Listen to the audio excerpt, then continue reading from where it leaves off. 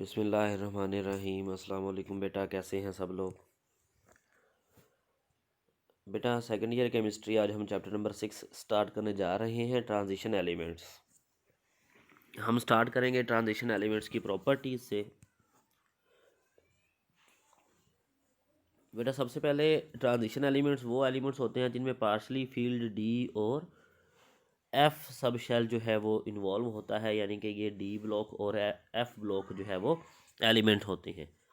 वो एलिमेंट्स जिनमें partially field D और एफ सब शेल्स होते हैं एटॉमिक स्टेट में या उनके कंपाउंड की फॉर्म में, तो उनको हम कहते हैं ट्रांजिशन एलिमेंट्स। उनको हम ट्रांजिशन एलिमेंट्स कहते हैं। ट्रांजिशन एलिमेंट्स क्यों कहते हैं? क्योंकि बेटा ये वो एलिमेंट हैं जो एस और पी ब्लॉक एलिमेंट्स के दरमियान में लाए करते हैं, और उनकी प्रॉपर्टीज़ जो हैं वो मेटेलिक और नॉन मेटेलिक एलिमेंट्स जो हैं उनकी प्रॉपर्टीज़ के इंटरमीडिएट होती हैं, इसलिए हम इनको जो है वो ट्रांजिशन एलिमेंट्स कहते हैं। हम स्टार्ट करने जा रहे हैं बेटा इनकी प्रॉपर्टीज़ से। प्रॉपर्टीज़ में सबसे पहले हमारे पास प्रॉपर्टी है बेटा बाइंडिंग एनर्जी। बाइंडिंग एनर्जी जो है बेटा वो ट्रांजिशन एलिमेंट्स जो होते हैं उनके एटम्स आपस में जुड़े हुए होते हैं बाइंडिंग फोर्सेस से। बाइंडिंग फोर्सेस जो हैं बेटा इनके बारे में आपने याद रखना है कि जितनी ज़्यादा बाइंडिंग फोर्सेस स्ट्रॉन्ग होंगी उतने ही ज़्यादा जो एलिमेंट होगा वो टफ होगा, उसकी हार्ड स्ट्रक्चर होगी। अब ट्रांजिशन एलिमेंट्स बेटा टफ़ होते हैं, मैलिएबल होते हैं, डक्टाइल होते हैं, और इनकी टफनेस जो है वो बताती है कि इनके अंदर मेटालिक बॉन्डिंग पाई जाती है। क्यों पाई जाती है metallic bonding, strong metallic bonding? क्योंकि इनके वैलेंस शेल के अंदर एस सब शेल के इलेक्ट्रॉन तो मेटालिक बॉन्डिंग में इन्वॉल्व हो ही रहे होते हैं या बाइंडिंग फोर्सेस में इन्वॉल्व हो ही रहे होते हैं। उनके साथ डी सब शेल के भी जो इलेक्ट्रॉन्स हैं वो भी बाइंडिंग फोर्सेस में पार्टिसिपेट करते हैं। अब बेटा आपने एक बात याद रखनी है कि जो बाइंडिंग फोर्सेस हैं ये डिपेंड करती हैं, बाइंडिंग फोर्सेस ये डायरेक्टली प्रोपोर्शनल होती हैं नंबर ऑफ अनपेयर्ड इलेक्ट्रॉन पे। ठीक है, नंबर ऑफ अनपेयर्ड इलेक्ट्रॉन्स पे। जितने ज़्यादा अनपेयर्ड इलेक्ट्रॉन होंगे उतनी ही बाइंडिंग फोर्सेस जो हैं वो ज़्यादा होंगी। जितने ज़्यादा अनपेयर्ड इलेक्ट्रॉन होंगे उतनी ही बाइंडिंग फोर्सेस जो हैं वो ज़्यादा होंगी। तो नंबर ऑफ अनपेयर्ड इलेक्ट्रॉन जो हैं वो ज़्यादा होंगे तो बाइंडिंग फोर्सेस ज़्यादा होंगे। तो अब हम इनके ट्रेंड देखते हैं। तो बेटा लेफ़्ट टू राइट जब हम मूव करते हैं एक पीरियड में, ट्रांजिशन सीरीज़ के एक पीरियड में, तो अनपेयर्ड इलेक्ट्रॉन जो हैं वो इंक्रीज़ करते हैं ग्रुप नंबर 5B और 6B तक। तो यहाँ तक जो है वो बाइंडिंग एनर्जी जो है वो बाइंडिंग फोर्सेस जो हैं वो इंक्रीज़ कर रही हैं, और उसके बाद डिक्रीज़ करना शुरू हो जाते हैं। यानी कि वेनेडियम पे आप देखें तो ये मैक्सिमम बाइंडिंग फोर्सेस रखता है, और उसके बाद ये बाइंडिंग फोर्सेस जो है वो डिक्रीज़ कर रही है with the number of unpaired electron.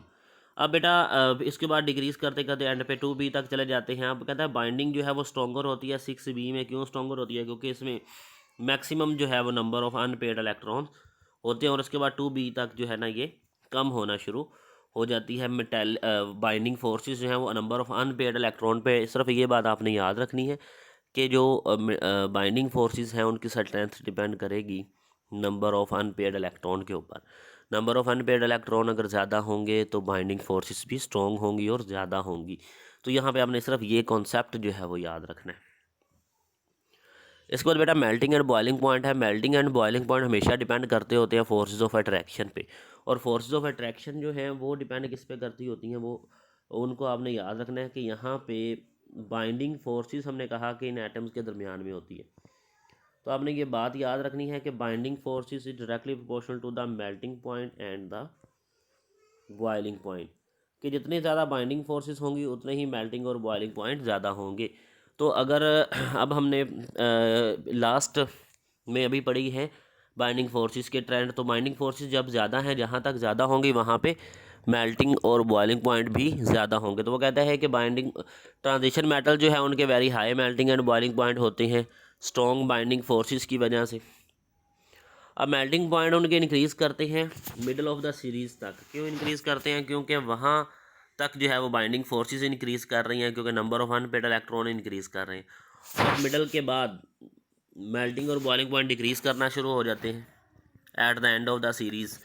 वो डिक्रीज़ क्यों कर रहे हैं? क्योंकि अब बाइंडिंग फोर्सेस जो है वो कम होना शुरू हो जाती है, यानी कि जो बाइंडिंग फोर्सेस के ट्रेंड होंगे वही मेल्टिंग और बॉइलिंग पॉइंट के भी ट्रेंड होंगे।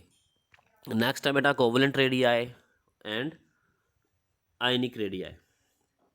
कोवलेंट रेडियाई बेटा इसके जो है ना वो कोई फंडामेंटल या आप कह दें कि कोई रेगुलर जो है वो ट्रेंड नहीं है हमारे पास ट्रांजिशन एलिमेंट के लिए। तो पहले जो है ना वो रैपिडली ये डिक्रीज़ करता है सीरीज़ के शुरू में, क्योंकि जैसे जैसे ही बाइंडिंग फोर्सेस इंक्रीज़ करती हैं अल्टीमेटली हम कहते हैं कि उससे कोवलेंट रेडियाई को जो है वो कम होता है, और फिर ये जो है वो कांस्टेंट हो जाता है दरमियान में सीरीज़ के जाके, और एट द एंड जो है ये इंक्रीज़ करना शुरू हो जाता है। एट द एंड क्या करना शुरू हो जाता है? इंक्रीज़ करना शुरू हो जाता है। और आयनिक रेडियाई जो है बेटा उसका कोई ख़ास ट्रेंड नहीं है, कोई रेगुलर ट्रेंड नहीं है। हमारे लिए मुश्किल होता है, डिफ़िकल्ट टू रैशनलाइज़, कि उसको बयान करना या उसको लिखना जो है वो बहुत डिफ़िकल्ट है। हमने यहाँ पे ग्राफ ड्रा किया हुआ है आयनिक रेडियाई का एलिमेंट्स के दरमियान में। यहाँ पे अगर आप देखें तो calcium, titanium, vanadium, chromium, manganese, iron, cobalt, निकल, कॉपर और जिंक, इनका हमने यहाँ पे जो है बेटा वो आइंस की फॉर्म में आयनिक रेडियाई लिखा हुआ है। तो ये रेगुलर ट्रेंड नहीं है, कहीं पे बढ़ रहा है कहीं पे कम हो रहा है, तो ये कोई रेगुलर ट्रेंड नहीं है। पैरामैग्नेटिज्म नेक्स्ट प्रॉपर्टी है। पैरामैग्नेटिक सब्सटेंस बेटा वो होते हैं जो वीकली अट्रैक्ट होते हैं बाय अ मैग्नेट, के ऐसे सब्सटेंसेस जो अट्रैक्ट होते हैं वीकली मैग्नेट की तरफ, उनको हम कहते हैं पैरामैग्नेटिक। जैसे FeCl2 और MnSO4 हो गया, या निकल क्लोराइड भी हो सकता है। डायामैग्नेटिक सब्सटेंसेस वो होते हैं जो रिपेल होते हैं मैग्नेट से, उनको हम डायामैग्नेटिक कहते हैं। उनमें आ जाता है जिंक क्लोराइड, स्कैंडियम क्लोराइड और कॉपरस क्लोराइड। अब बेटा पैरामैग्नेटिक क्यों होते हैं? एक रीज़न ऑफ पैरामैग्नेटिज्म, कि वो पैरामैग्नेटिक बिहेवियर क्यों शो करते हैं। यहाँ पे हमने एक बात याद रखनी है कि जब एक ट्रांजिशन एलिमेंट अपने कंपाउंड में जाता है तो कंपाउंड में वो किसी आयन की फॉर्म में होगा, यानी कि कंपाउंड में वो आयन की शक्ल में होगा। अब उस आयन के अंदर नंबर ऑफ अनपेयर्ड इलेक्ट्रॉन हमने देखने हैं। जितने ज़्यादा अनपेयर्ड इलेक्ट्रॉन होंगे, अनपेयर्ड इलेक्ट्रॉन जितने ज़्यादा होंगे उतना ही ज़्यादा वो उसका मैग्नेटिक मूवमेंट होगा, क्योंकि अकेला इलेक्ट्रॉन जो है ना उसका मैग्नेटिक फील्ड होता है और वो इंटरेक्ट कर सकता है एक्सटर्नल मैग्नेटिक फील्ड के साथ। तो जितने ज़्यादा अनपेयर्ड इलेक्ट्रॉन होंगे उतना ज़्यादा जो है वो पैरामैग्नेटिक बिहेवियर शो करेगा। तो अगर हम यहाँ पे देखें तो Mn+2 और Fe+3, इनमें 5 अनपेयर्ड इलेक्ट्रॉन हैं, यानी मैक्सिमम अनपेयर्ड इलेक्ट्रॉन है इस सीरीज़ में इनके पास। तो ये जो है ना वो पैरामैग्नेटिक बिहेवियर ज़्यादा शो करेंगे। तो यही ट्रेंड है कि अगर हम यहाँ पे देखें तो स्कैंडियम से लेकर मैंगनीज तक, यहाँ तक ये इंक्रीज़ करते हैं, पैरामैग्नेटिक बिहेवियर इंक्रीज़ करता है और उसके बाद ये डिक्रीज़ करना शुरू हो जाता है। तो यही इसका ट्रेंड भी है कि अगर हम स्कैंडियम से शुरू करें तो यहाँ तक ये मैक्सिमम पॉइंट पे, यहाँ पे पीक पे आ जाते हैं, इनका मैग्नेटिक बिहेवियर, पैरामैग्नेटिक बिहेवियर ज़्यादा होता है, उसके बाद ये कम होना शुरू हो जाता है। ऑक्सीडेशन स्टेट के बारे में बेटा आप जानते हैं कि एक कंपाउंड के अंदर एक एलिमेंट के एटम के ऊपर अपीयर होने वाला जो चार्ज होता है उसको हम ऑक्सीडेशन स्टेट कहते हैं। अब अगर हम ट्रांजिशन एलिमेंट्स के वैलेंस शेल इलेक्ट्रॉनिक कॉन्फ़िगरेशन देखें तो बेटा इनके अंदर वैलेंस शेल के अंदर partially filled D sub shell हमें नज़र आ रहा है, और उसके साथ एस सब शेल भी है, यानी कि ये बॉन्डिंग करते हुए एस के इलेक्ट्रॉन को भी इस्तेमाल करेंगे और डी के इलेक्ट्रॉन को भी इस्तेमाल करेंगे। एस के इलेक्ट्रॉन इस्तेमाल करते हैं तो इसका मतलब है +2 ऑक्सीडेशन स्टेट, तो इनकी कन्फर्म है ना कि अगर डी सब शेल के इलेक्ट्रॉन को ना भी इस्तेमाल करें तो +2 तो ऑक्सीडेशन स्टेट शो करेंगे। लेकिन अगर डी के इलेक्ट्रॉन को भी इस्तेमाल करते हैं तो फिर ये 2 से ज़्यादा, +2 से ज़्यादा जो है वो हायर ऑक्सीडेशन स्टेट शो कर सकते हैं। तो आप देखें अगर हम स्कैंडियम की बात करें तो अगर ये एस के इलेक्ट्रॉन को लूज़ करता है, एस के इलेक्ट्रॉन को बेटा अगर ये लूज़ करता है तो हम जानते हैं कि ये +2 ऑक्सीडेशन स्टेट शो करेगा। लेकिन अगर ये एस के साथ डी का भी एक इलेक्ट्रॉन लूज़ कर देगा तो ये +3 ऑक्सीडेशन स्टेट शो करेगा। इसी तरह टाइटेनियम है हमारे पास, टाइटेनियम अगर एस के इलेक्ट्रॉन को लूज़ करे सिर्फ तो +2 ऑक्सीडेशन स्टेट शो करेगा। अगर 2 एस के इलेक्ट्रॉन लूज़ कर दे और डी के 2 इलेक्ट्रॉन में से एक इलेक्ट्रॉन लूज़ कर दे तो ये +3 ऑक्सीडेशन स्टेट शो भी कर सकता है। और अगर ये एस के भी दोनों इलेक्ट्रॉन लूज़ कर दे और डी के भी दोनों इलेक्ट्रॉन को इस्तेमाल कर ले तो फिर ये +4 ऑक्सीडेशन स्टेट शो कर सकता है। इसी तरह हमारे पास है क्रोमियम। क्रोमियम को अगर हम देखें, विनेडियम को देखें तो ये एस के इलेक्ट्रॉन को तो इस्तेमाल करके 2 ऑक्सीडेशन स्टेट शो करेगा ही, लेकिन जब ये डी के 3 इलेक्ट्रॉन में से एक इलेक्ट्रॉन एस के इलेक्ट्रॉन के साथ इस्तेमाल करेगा, यानी कि आपने एस के इलेक्ट्रॉन को पहले रखना है। एस के 2 इलेक्ट्रॉन हो गए और उनके साथ एक इलेक्ट्रॉन अगर डी से इस्तेमाल करेगा तो 3 ऑक्सीडेशन स्टेट शो करेगा, और एस के 2 इलेक्ट्रॉन के साथ अगर डी के भी 2 इलेक्ट्रॉन इस्तेमाल कर ले तो 4 ऑक्सीडेशन स्टेट शो करेगा, और अगर एस के दोनों इलेक्ट्रॉन के साथ डी के भी तीनों इलेक्ट्रॉन ये इस्तेमाल करेगा तो 5 ऑक्सीडेशन स्टेट शो करेगा। नेक्स्ट हमारे पास है बेटा क्रोमियम। क्रोमियम जो है ये इसकी हम टिपिकल इलेक्ट्रॉनिक कॉन्फ़िगरेशन लिख रहे हैं 3d5 और 4s1। अब बेटा यहाँ पे ये 2 +2 +3 +4 +5 +6 ऑक्सीडेशन स्टेट शो कर सकता है। मैंगनीज जो है बेटा वो 1 ऑक्सीडेशन स्टेट भी शो करता है, 2 भी करता है, 3 भी करता है, 4 भी।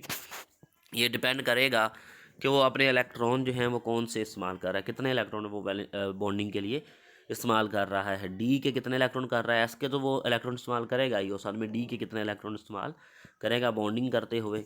इस तरह हमारे पास बेटा आयरन है 4s2 3d6, डी में 6 इलेक्ट्रॉन है, एस में 2 इलेक्ट्रॉन है। तो बेटा ये 1 ऑक्सीडेशन स्टेट शो भी करता है, लेकिन हमने देखी नहीं है नॉर्मली इसकी 1 ऑक्सीडेशन स्टेट। नॉर्मली हम देखते हैं इसकी +2 और +3 ऑक्सीडेशन स्टेट और +4 5 6, ठीक है। तो ये ऑक्सीडेशन स्टेट शो करता है, डिपेंड करता है कि ये कितने इलेक्ट्रॉन जो है वो लूज़ कर सकता है, ये कितने इलेक्ट्रॉन को बॉन्डिंग में इस्तेमाल कर सकता है। इस तरह हमारे पास कोबाल्ट है बेटा 2 3 4 5 ऑक्सीडेशन स्टेट शो करेगा। निकल जो है वो 2 3 4 ऑक्सीडेशन स्टेट शो करेगा। कॉपर जो है वो 1 2 3 ऑक्सीडेशन स्टेट शो करेगा।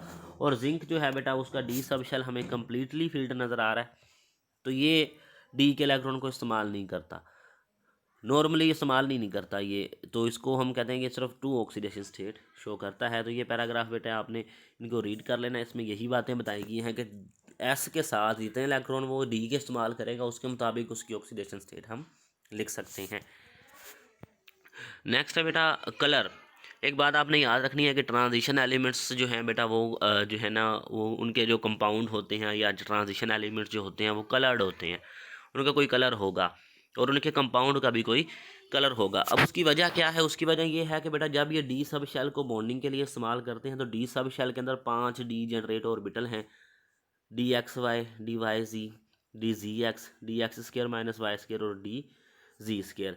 अब बेटा जब ये बॉन्डिंग के लिए इनको इस्तेमाल करता है तो ये स्प्लिट हो जाते हैं। स्प्लिट होने से मुराद ये है कि ये टूट जाते हैं यहाँ से पाँचों के पाँचों ऑर्बिटल, और इनमें से 3 जो हैं वो लोअर एनर्जी पे चले जाते हैं और 2 जो है वो हायर एनर्जी पे चले जाते हैं। अब इनके पास बेटा जो इलेक्ट्रॉन होते हैं वो लोअर एनर्जी वाले ऑर्बिटल में जो है वो नॉर्मली जो है वो एग्जिस्ट कर रहे होते हैं। इलेक्ट्रॉन जो हैं वो लो एनर्जी डी ऑर्बिटल में जो है वो मौजूद होते हैं। अब अगर ये इलेक्ट्रॉन जो लोअर एनर्जी डी ऑर्बिटल में मौजूद है स्प्लिटिंग के बाद, ये इलेक्ट्रॉन इसको हम कहीं किसी तरह से लाइट एनर्जी या ये लाइट को अब्जॉर्ब कर ले, जब ये लाइट को अब्जॉर्ब करेगा तो लाइट एनर्जी मिलेगी, लाइट को अब्जॉर्ब करके यहाँ से एक्साइट होके हायर डी ऑर्बिटल में चला जाएगा, यानी कि यहाँ से वो यहाँ पे चला गया। अब बेटा जब वो इसने एनर्जी अब्जॉर्ब की डेल्टा ई और ये लोअर ऑर्बिट से हायर ऑर्बिट में चला गया।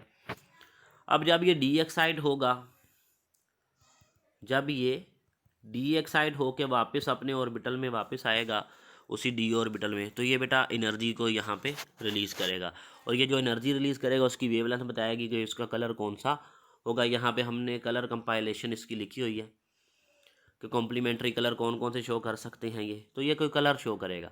अब इसको हम कहते हैं ये यहाँ पे इलेक्ट्रॉन एक्साइट हुआ है डी से और गया किस में है, डी में गया, तो इसलिए हम इसको कहते हैं डी डी ट्रांजिशन। तो आपने एक बात याद रखनी है कि ट्रांजिशन एलिमेंट जो हैं वो अपने जो कंपाउंड की फॉर्म में कलर क्यों शो कर रहे होते हैं, क्योंकि डी डी ट्रांजिशन की वजह से। और डी डी ट्रांजिशन क्या होती है वो आपने इस डायग्राम से समझ लेनी है। यहाँ पे उसने हमें बेटा एग्जांपल दी है टाइटेनियम की, ठीक है। टाइटेनियम के वाटर के साथ जो है ना उसका जो कम्बिनेशन है, ये इसकी उसने जो है वो कॉम्प्लेक्स कंपाउंड की जो है वो हमें यहाँ पे एग्जांपल दी हुई है। तो आपने सिर्फ इस बात को यहाँ से ये पहला पैराग्राफ को समझना है और ये इस डायग्राम को आपने यहाँ पे समझना है। इसके बाद बेटा एक बड़ा अहम शॉर्ट क्वेश्चन है इंटरस्टिशियल कंपाउंड्स, बहुत ज़्यादा अहम शॉर्ट क्वेश्चन है, आपने ये याद रखना है बेटा। जो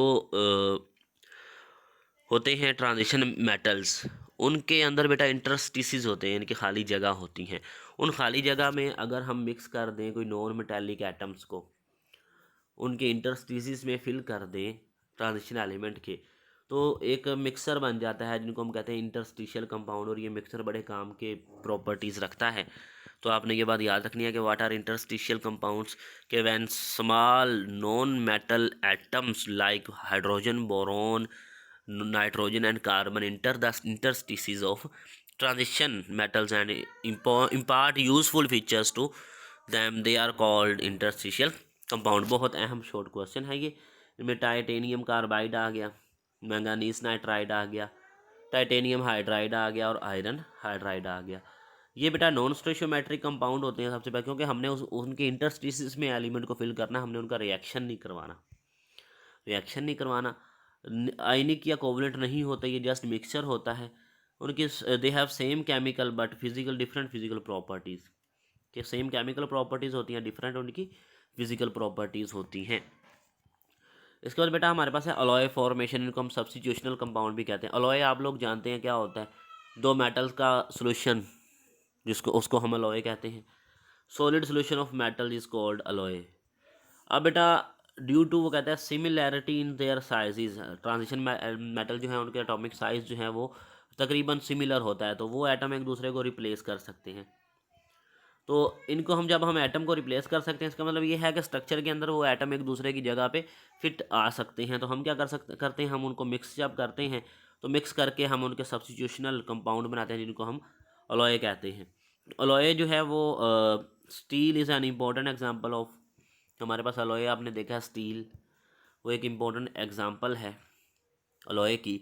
इसलिए हमारे पास ब्रास है, इसमें हमने कॉपर होती है 60 to 80% और जिंक होती है 40 to 20%। ब्रॉन्ज है बेटा, इसमें कॉपर होती है 75 to 90% और स्टेनस होती है 25 to 10%। इसी तरह हमारे पास जर्मन सिल्वर है, उसमें कॉपर 56% होती है, जिंक जो है वो 24% होती है और निकल जो है वो 20% जो है वो मिक्सचर होता है इन तीनों का।